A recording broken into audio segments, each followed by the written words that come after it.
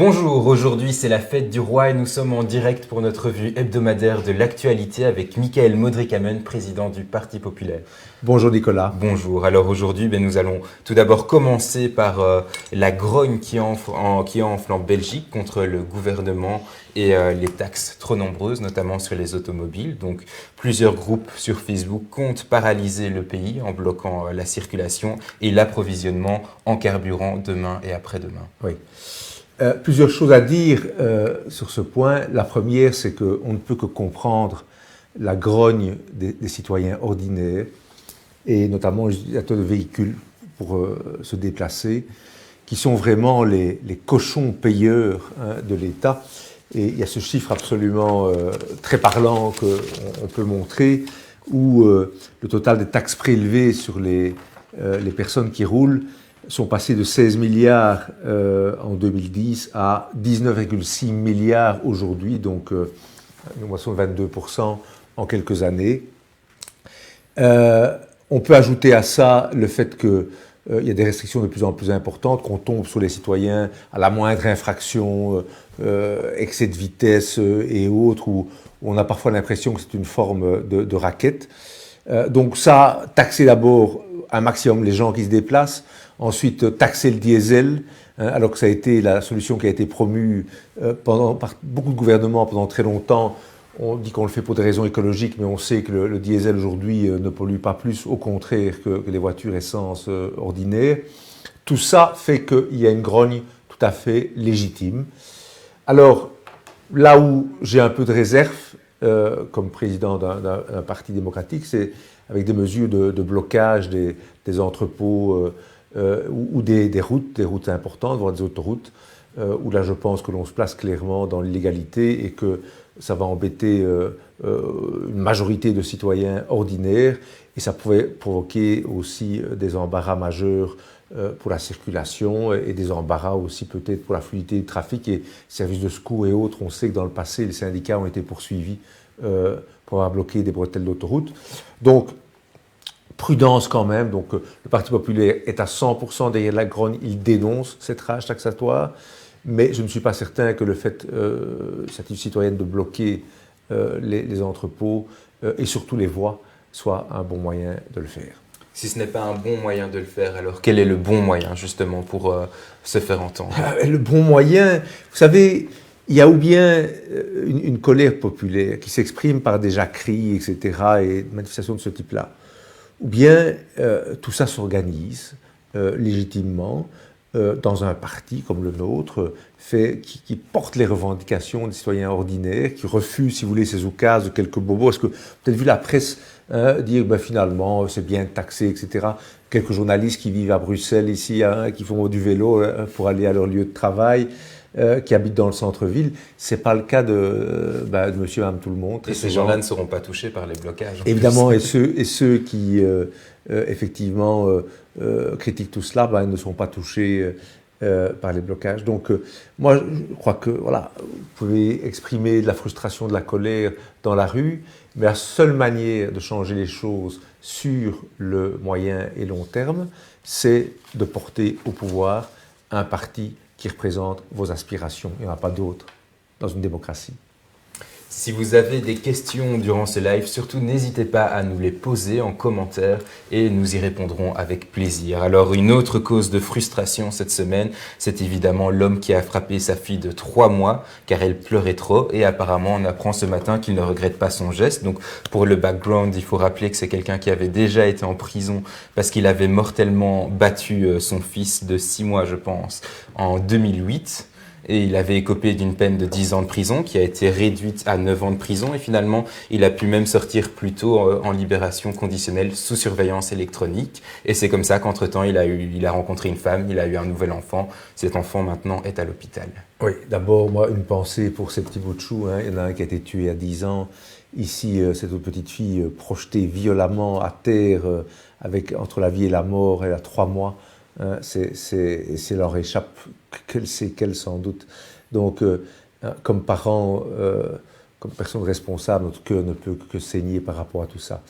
Mais derrière tout cela, il y a aussi évidemment une grande colère. c'est de se dire que voilà, des gens qui sont des malades, qui sont des irresponsables. C'est parce que la fille avait faim et du coup elle Oui, faisait trop de bruit. Voilà, elle faisait trop de bruit, elle pleurait, et il y a 10 ans, c'était son bébé qui pleurait pendant qu'il jouait à un jeu électronique et ça le dérangeait, il l'avait violemment frappé d'un coup de poing et il était mort. Donc, manifestement, on a affaire à des psychopathes et des irresponsables totaux. La question est de savoir comment ces gens peuvent être relâchés dans la nature après si peu de temps, après avoir tué, et comment ne font-ils pas l'objet d'un suivi beaucoup plus élaboré. Je crois que c'est un exemple supplémentaire de l'inefficacité, de l'inadaptation de nos structures de justice par rapport aux enjeux aujourd'hui et la montée de la violence notamment, oui. Il y avait déjà eu des signes avant-coureurs, hein, donc parce qu'il avait déjà battu son fils et sa compagne auparavant, il avait eu un mandat d'arrêt, puis il avait été libéré sous condition. Donc c'est encore quelque chose qui semble se répéter. Donc voilà, les signes sont là et finalement on a une justice qui ne parvient pas à prendre en considération la dangerosité réelle et les risques de récidive. Je crois que malheureusement, il y a des gens qui sont inadaptés à la vie en société et une fois qu'ils ont commis des faits de cette grave, comme tuer son enfant, eh bien il faudra en tenir compte et les mettre définitivement hors d'état de nuire. Alors, on va parler de peine de mort ici, mais en tout cas, avoir des mesures de sauvegarde prises par la société contre eux. Par exemple, une assistante sociale pour... Ça me paraît un peu faible. La question de savoir, c'est si quelqu'un qui a déjà tué et puis quelqu'un qui frappe de nouveau son enfant et autres et qui est libéré, est-ce que c'est bien normal? Est-ce qu'il ne faudrait pas le conserver, le garder en prison ou en forme de détention pour l'éviter de sévir et de tuer d'autres ou de menacer la vie d'autres êtres humains? Alors la justice est indépendante. Et les plus faibles d'entre nous. La justice est évidemment indépendante. Que peut-on faire politiquement? D'abord, on peut changer les lois et puis on peut prévoir des cas de mise à disposition du gouvernement lorsqu'il y a un risque de dangerosité comme cela et d'éviter que ces gens se retrouvent dans la nature, effectivement. Ou en tout cas qu'il y ait un suivi et dans ce cas-là, à la limite, c'est un type à qui il faudrait interdire d'avoir des enfants. C'est aussi simple que ça. Je dis, quand vous avez déjà tué votre propre enfant, est-ce qu'on peut imaginer de le laisser en avoir d'autres et de recommencer les faits d'une telle horreur? Alors ce mercredi, dans le Standard, le porte-parole du secrétaire d'État à l'asile et la migration assène en substance non, la NVA ne va pas signer le pacte migratoire de l'ONU. Donc pour rappel, c'est un pacte migratoire qui doit être signé par les États membres de l'ONU le 10 décembre à Marrakech et qui prévoit notamment donc d'encadrer, on va dire, l'immigration. Oui, et plus que l'encadrer, c'est la favoriser, c'est reconnaître le fait migratoire comme chose de très positif, notamment du sud vers le nord. C'est promouvoir la migration comme chose de très positif. C'est prévoir une forme de coaching. Les États devraient coacher les migrants. Faire des points d'information le long des routes migratoires. Exactement, et faire en sorte que ce processus se passe bien.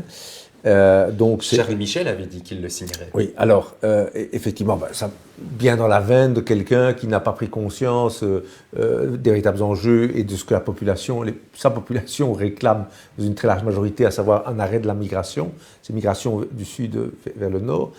Alors, on va nous dire, alors, merci la NVA, de nouveau, d'avoir sauvé les meubles.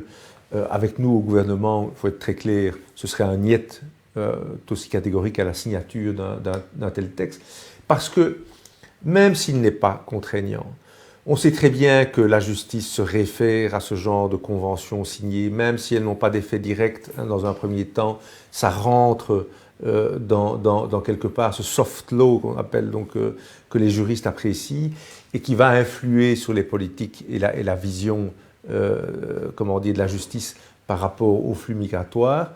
Vision qui sera poussée à être plus positive. Donc je pense que c'est effectivement très important de dire non, et je me réjouis que le NVA le fasse. Et quand on vient nous dire que ce n'est pas bien, nombreux pays, les pays de l'Est ont dit non, mais là, l'Autriche envisage aussi de dire non, les États-Unis ont dit non, donc il y a pas mal de pays. La Croatie, la Hongrie, la Pologne, la République tchèque, la Bulgarie. Voilà, ils ont compris eux. Et donc, je crois qu'il faut s'opposer à la signature et j'espère qu'elle n'aura pas lieu, effectivement, que M. Franken tiendra bon. En tout cas, étions au gouvernement nous-mêmes, il aurait notre plein et entier soutien. Alors c'est aussi un enjeu européen parce que la Commission européenne soutient ce texte. Oui. On se souvient que la Commission avait déjà tapé sur les doigts de la Hongrie quand le gouvernement de l'Autriche, pardon, quand le gouvernement autrichien avait annoncé qu'il ne soutiendrait pas le texte. Et là on apprend, c'est dans Euractiv ce matin, je ne sais pas quoi faire de cette phrase, mais c'est la porte-parole de Federica Mogherini qui dit: le pacte sera de toute façon adopté par consensus ou grâce à un vote. Je ne sais pas exactement dans quel cadre, mais Peut-être qu'au niveau européen, de nouveau, on voit que l'Europe, faite de Mogherini, de Juncker et autres, a le plus grand mépris de ses concitoyens. Ils n'en ont rien à battre de ce que les concitoyens européens, dans leur grande majorité, pensent. Ils ont une vision politique qu'ils veulent mener. La Commission européenne pense que les flux migratoires du sud vers le nord, concrètement de l'Afrique ou du Moyen-Orient, sont nécessaires.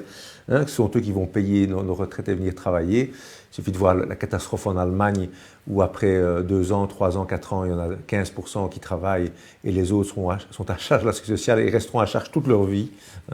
Donc, et ces gens déconnectés à Bruxelles, hors sol, gavés de leur salaire mirobolant, qui se déplacent dans leur limousine et leur jet privé, n'ont absolument pas conscients de quoi ils parlent, de quoi ils retournent. Ces gens sont dangereux. C'est pour ça que, au niveau de la Belgique, écoutez, ou bien on réforme l'Union européenne, on en fait un truc démocratique avec des gens élus, ou bien il faut s'enfuir, il faut le dire. On ne peut pas rester dans un bazar pareil qui est en train de nous tirer vers le bas et qui est une monstruosité d'un point de vue démocratique. Alors ce n'est pas une dictature au sens où on l'entend, russe, etc., mais c'est un espèce comment dire, de pouvoir autoritaire mais mou, qui avance avec l'argent par une espèce de consensus, où on ne consulte pas les gens, où la vie des gens finalement n'a pas d'importance. Un despotisme doux. Un despotisme doux, si vous voulez. Qui disait ça. Et c'est ça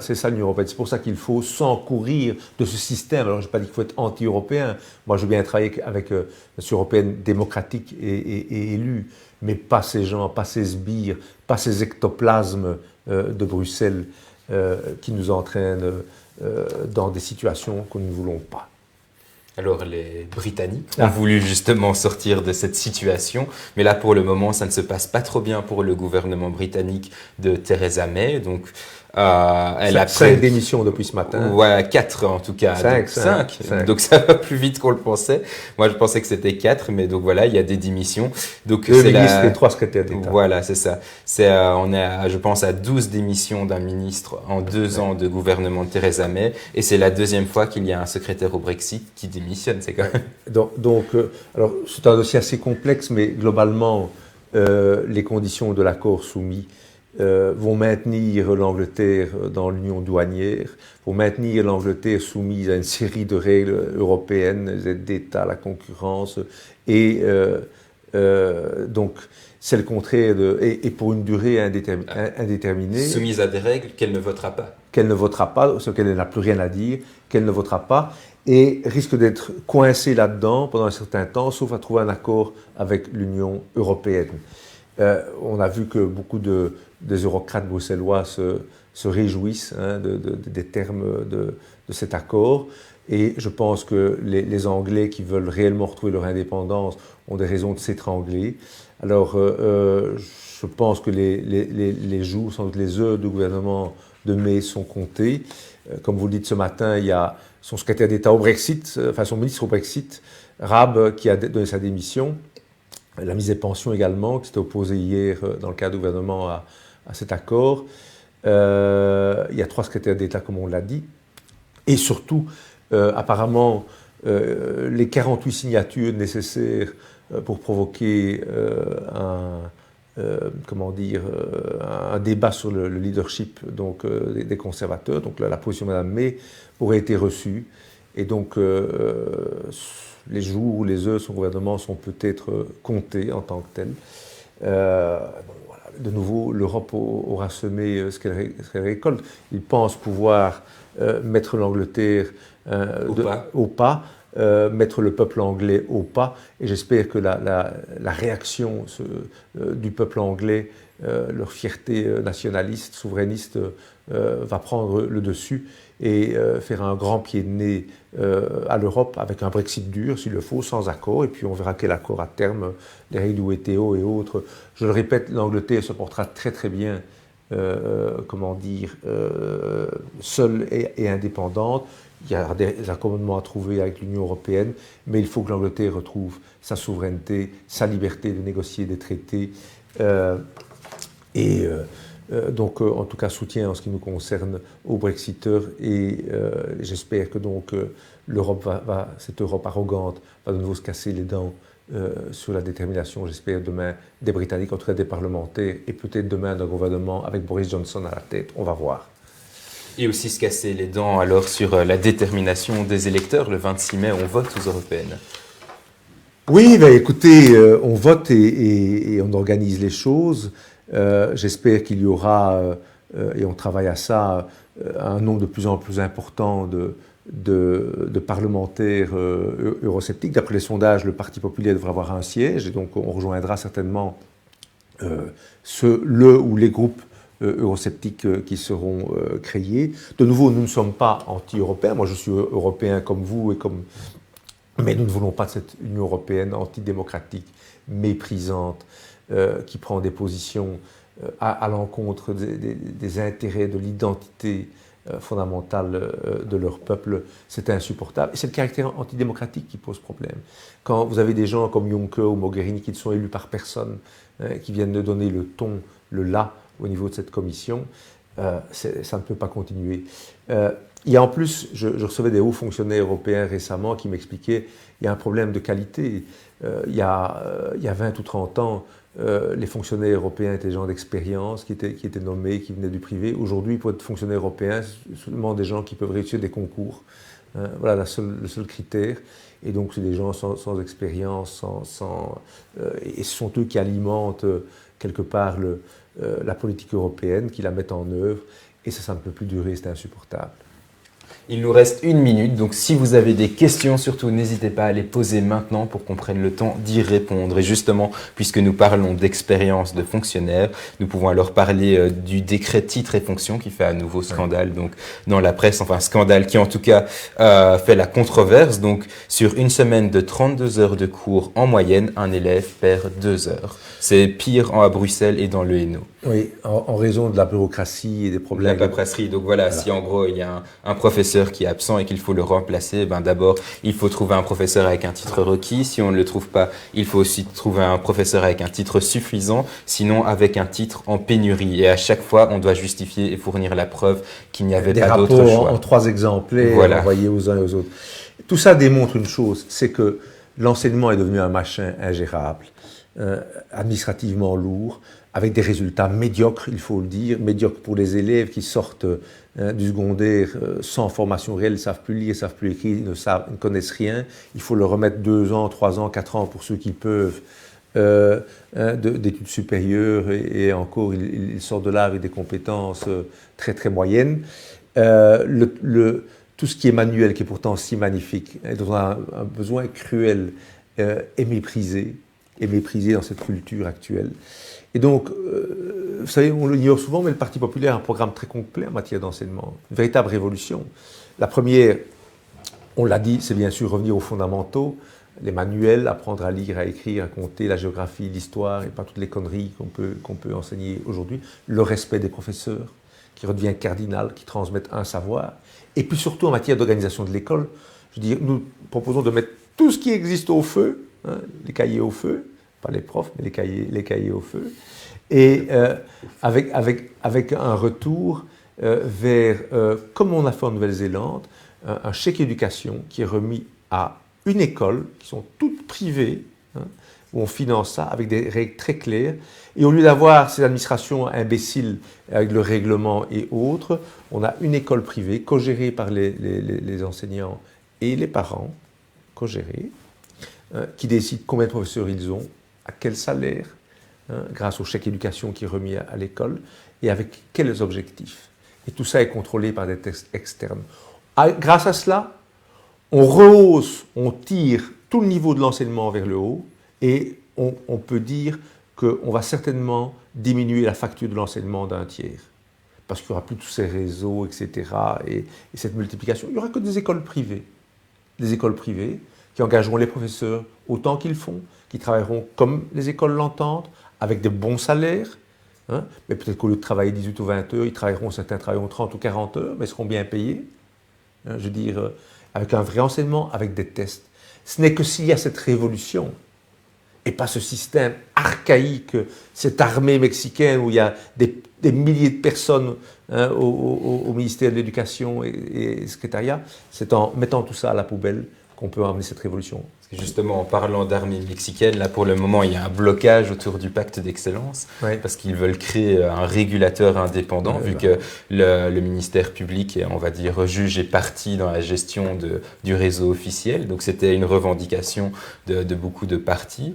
Et le PS a enfin décidé de lâcher le morceau, mais ce régulateur indépendant aura 5000 fonctionnaires. Mais qu'est-ce qu'on a besoin d'un régulateur indépendant? On a juste besoin de quelques centaines qui mettent en place le système, qui fixent quelques règles, et puis laisser faire les gens, libérer les énergies, libérer la créativité pour les écoles. On en a besoin. Ce système est en train de s'écrouler sur lui-même, il faut le dire. Eh bien, nous sommes arrivés au terme, en tout cas, de ce live. Oui. Alors, quand même une bonne nouvelle, c'est que j'ai appris, on savait déjà que au niveau du MR, on avait un des responsables, Jean MR de toute la région Ouiouarem, Adrien Bajou, qui nous avait rejoint.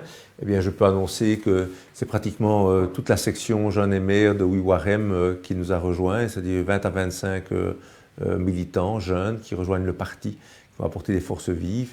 Je crois qu'ils ont compris que le MR était une cause perdue. Parti centriste qui est ballotté, qui va encore faire un virage à gauche supplémentaire à Bruxelles et en Wallonie avec les résultats que l'on voit, et que tous les gens qui pensent qu'il faut un grand coup de pied dans la fourmilière et qu'il faut un parti à la fois libéral-conservateur, conservateur sur les valeurs, libéral sur l'approche économique, c'est-à-dire moins d'État, hein, les dépenses publiques sous contrôle. Il n'y a qu'un parti qui incarne ça, c'est le Parti populaire. Ces jeunes l'ont compris et j'appelle tous ceux du MR qui entendent ce message, qui ne sont pas, si je peux dire, plus en phase avec leur parti, leur mouvement, de nous rejoindre. Et d'ailleurs, j'appelle les gens du MR, mais j'appelle tous les citoyens, j'appelle les gens qui votaient socialistes aussi, hein, à nous rejoindre également. Ceux qui voulaient une vraie justice sociale, nous sommes aussi pour la justice sociale. Hein, nous ne sommes pas intéressés que par les électeurs du MR, les électeurs du PS, mais qui en ont assez des dérives mafieuses du PS, qui en ont assez des dérives sociétales, où c'est avant tout les droits des minorités, l'immigration, etc., où on laisse aller en termes de valeurs, à nous rejoindre également. Nous sommes un parti, même si nous voulons moins de dépenses publiques, nous voulons des dépenses bien ciblées, nous sommes pour la justice sociale, nous sommes pour la justice fiscale également. Hein, nous sommes pour, comment dire, des revenus globalisés, la fin de toutes les niches fiscales. Nous sommes aussi pour que les multinationales payent 15%, que les PME payent 15% d'impôts, mais que les multinationales payent aussi 15% d'impôts. Nous sommes le vrai parti de la justice fiscale, je le dis aux CES qui nous entendent. Nous sommes le parti le plus en phase avec ce que les citoyens attendent. On a parlé de l'éducation, on est les seuls à avoir une vision mais révolutionnaire de ce qu'il faut faire. Ça ne peut pas continuer comme ça, dans ce bordel avec le pacte d'excellence, etc., où personne n'y comprend rien. Moi, j'appelle tous les citoyens qui nous entendent, allez lire nos propositions, de 70 propositions. Allez les lire, c'est 25 pages. Vous verrez qu'on a une vision très complète de ce qu'il faut faire pour sauver ce pays. Et bien sur ces bonnes paroles, je vous remercie en tout cas de nous avoir suivis. Surtout, n'hésitez pas à partager cette vidéo et à la semaine prochaine.